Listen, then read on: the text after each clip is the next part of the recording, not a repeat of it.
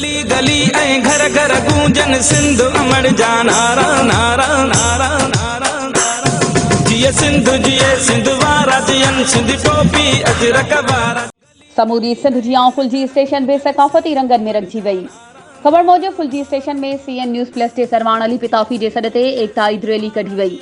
Rally Fazil राहू चौक खां निकिती जेका मुख़्तलिफ़ रस्तनि खां थींदी अची ऐवान सहाफ़त प्रेस क्लब जे अॻियां पहुती। हुन मौक़े ते पाकिस्तान पीपल्स पार्टी तालके सदर रईस बाबन खान पंवर, सजाद अली पंवर, अल्लाह बचायो पंवर, मोहम्मद यूनिस सिंगोरो, इरफान अली खोरो, सीनियर सहाफ़ी गुलाम सरवर पंवर, गुलाम हैदर पंवर, सिकंदर अली पंवर, शेर खान मंगी, नेक मोहम्मद पंवर ऐं ॿियनि चयो त CN न्यूज़ जे सरवाण अली पिताफ़ी ऐं सिंधी मीडिया जसलाणी जंहिं सॼी सिंध जियां फुलजी में बि सकाफ़ती ॾिहाड़ो मल्हाइण जो ऐलान कयो।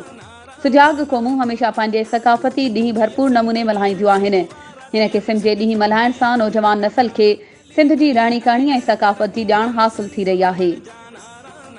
वधीक ख़बरुनि ऐं अपडेट्स जे लाइ असांजे चैनल खे सब्सक्राइब कयो ऐं हा बेल आइकन खे प्रेस करणु न विसारिजो त जीअं असांजी हर नई अचण वारी वीडियो तव्हां ताईं पहुची